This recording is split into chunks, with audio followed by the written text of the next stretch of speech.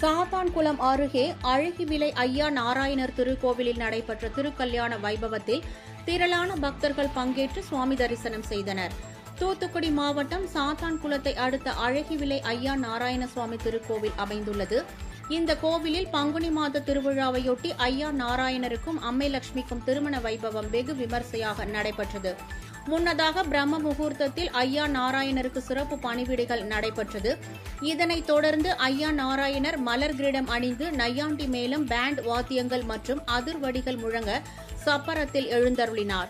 பின்னர் ஐயா அழகிவிளை வீதிகள் வழியாக பெரிய கிணறு நோக்கி பவனி வந்தார். சப்பரத்தின் முன்னே பக்தர்கள் சீர்வரிசை தட்டுக்களுடன் அணிவகுத்தனர். சப்பர பவனி ஊர்வலம் பெரிய கிணறு மணமேடையை வந்தடைந்ததும் ஐயா நாராயணருக்கும் அம்மை லட்சுமிக்கும் மலர் மாலைகள் மாற்றப்பட்டு பக்தர்கள் குலவையிட திருக்கல்யாண வைபவம் நடைபெற்றது.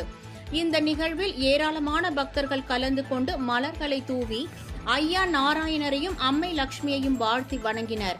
இத்திருக்கல்யாணத்தில் பங்கேற்ற பக்தர்கள் அனைவரும் நீண்ட வரிசையில் நின்று தாம்பூல பிரசாதம் பெற்றுக் கொண்டனர்.